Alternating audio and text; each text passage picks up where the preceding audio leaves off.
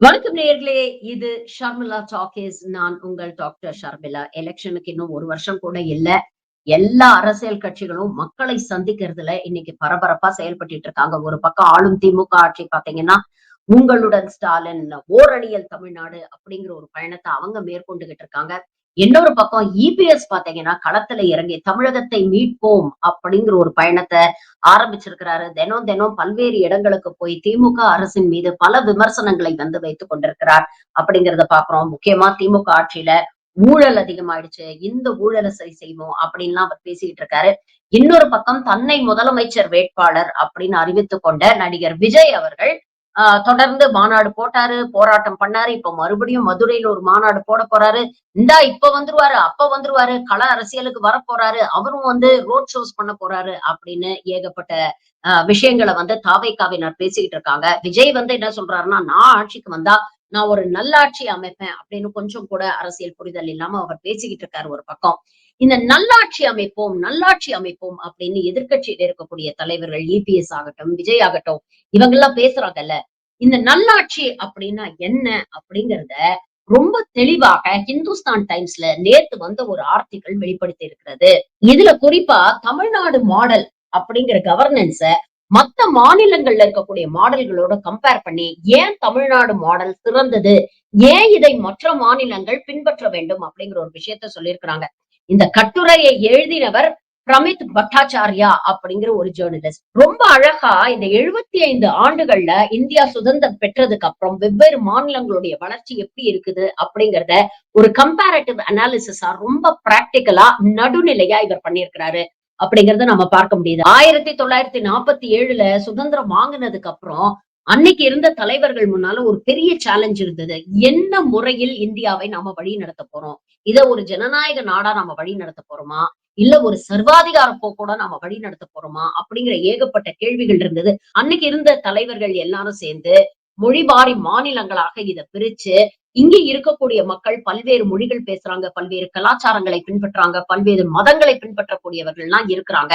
ஒரு யூனிட்டி இன் டைவர்சிட்டி அப்படிங்கிற ஒரு கோட்பாட வந்து முன்னிறுத்தி, இத ஒரு ஜனநாயக நாடா தான் நாம வழி நடத்தணும் அப்படிங்கிற ஒரு முடிவை எடுத்தாங்க. அதன் அடிப்படையில் தான் அரசியல் அமைப்பு சட்டமும் வடிவமைக்கப்பட்டது அப்படிங்கறத நம்ம பார்க்கிறோம். சுதந்திரம் பெற்ற அன்னைக்கு எல்லா மாநிலமும் என்னவோ ஒரே மாதிரி தான் இருந்தது. ஆனா காலப்போக்குல பாத்தீங்கன்னா, தென் மாநிலங்களும் சரி, மகாராஷ்டிரா, குஜராத் போன்ற ஓரிரு வட மாநிலங்களும் சரி, தொடர்ந்து அவங்க வந்து வளர்ச்சி பெற்றுக் கொண்டே வந்தார்கள். ஆனா இதே அளவுக்கு வளர்ச்சி மற்ற மாநிலங்கள்ல நம்மளால பார்க்க முடியல. உதாரணத்துக்கு உத்தரப்பிரதேஷ், பீகார்லாம் பாத்தீங்கன்னா, கடுமையாக பின்தங்கிய மாநிலங்களா இருந்தது. அப்போ இந்த மாநிலங்களுக்குள்ளே இருக்கக்கூடிய அந்த வித்தியாசம் இருக்கு இல்லையா? அந்த குரோத்ல இருக்கக்கூடிய வித்தியாசம் வந்து அந்த கேப் வந்து வைடன் ஆகிட்டே இருந்தது.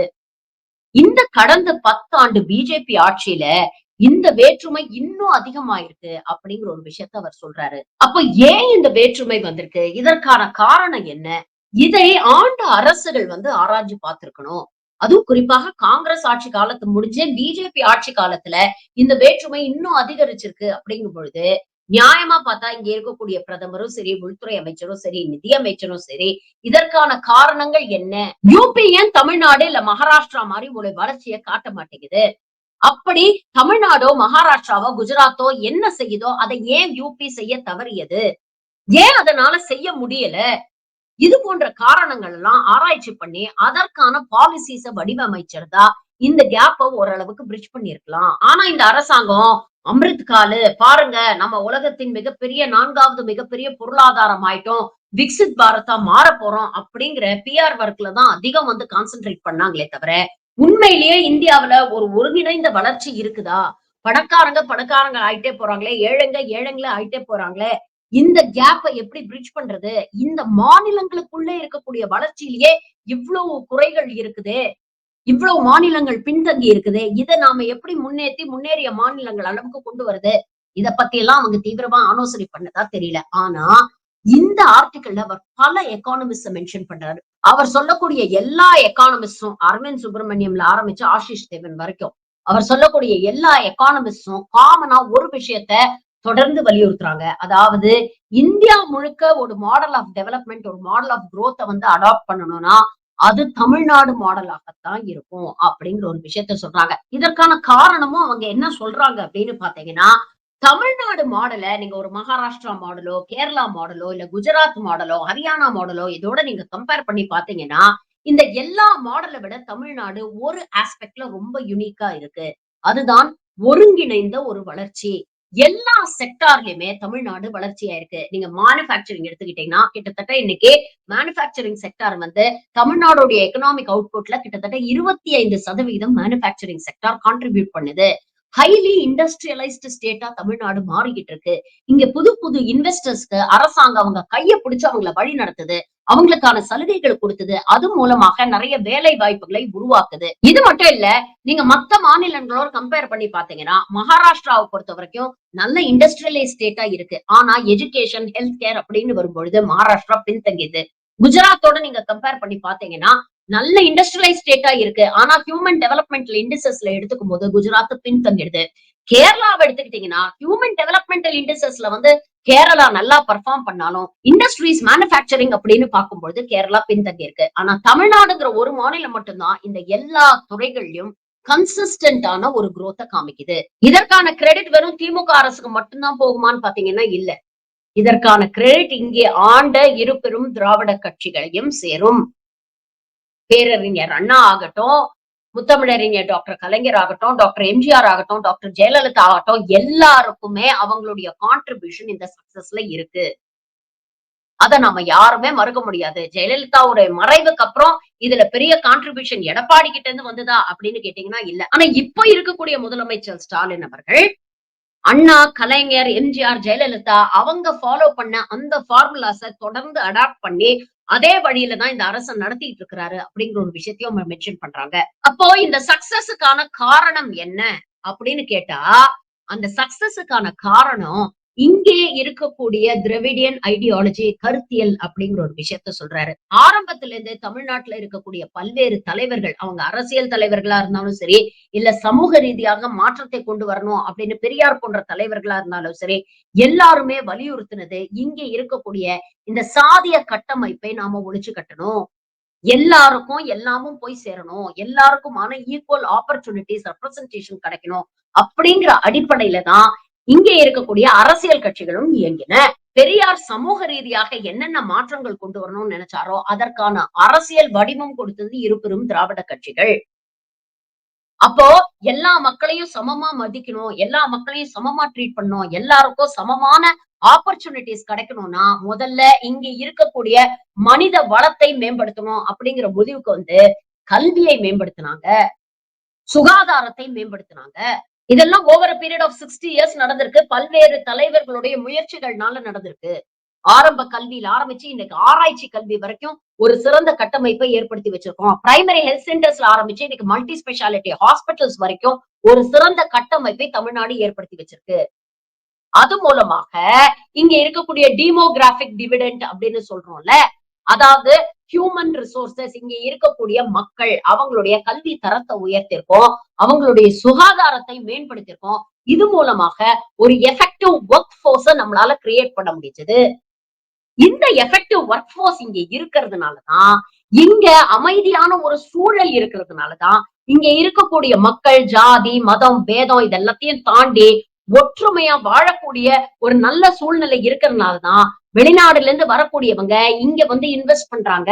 தமிழ்நாடு ஒரு ப்ரோ கேபிட்டலிஸ்ட் மாடல் தான், இல்லன்னு சொல்லவே இல்ல. எப்படி பாஜக ஒரு கார்ப்பரேட்டுகளை ஆதரிக்கக்கூடிய ஒரு அரசாக இருக்குதோ, அதே மாதிரி தமிழ்நாட்டுல இருக்கக்கூடிய அரசுகளும் மாறி மாறி பல கேபிட்டலிஸ்ட், இன்வெஸ்டர்ஸ், கார்ப்பரேட்ஸ் ஆதரிச்சுக்கிட்டு தான் வராங்க.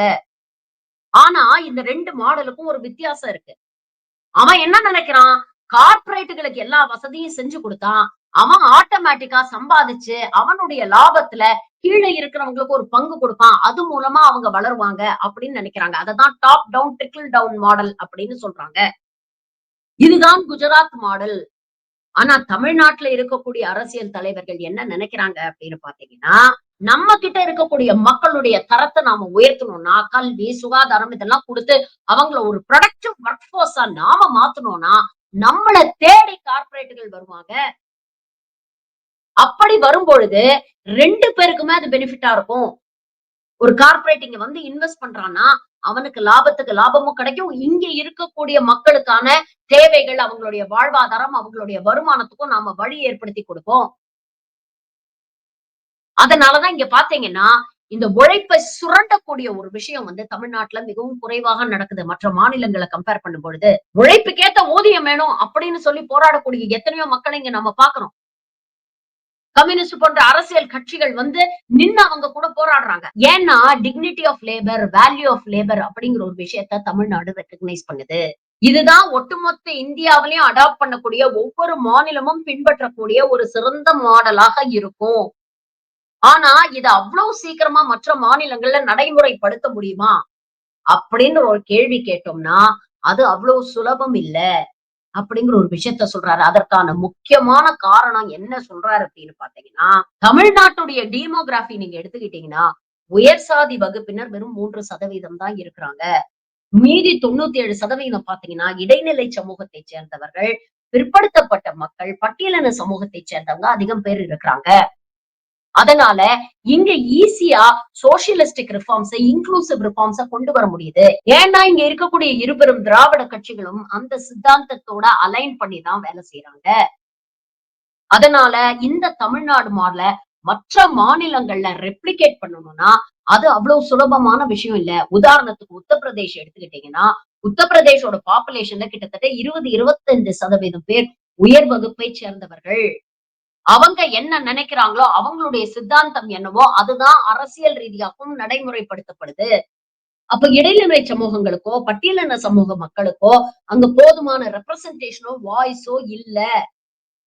அப்ப உண்மையிலேயே தமிழ்நாடு மாடல உத்தரப்பிரதேஷ் அடாப்ட் பண்ணணும்னா, முதல்ல அவங்களுடைய சிந்தனைகள்ல, சித்தாந்தங்கள்ல ஒரு மாற்றம் வரணும்.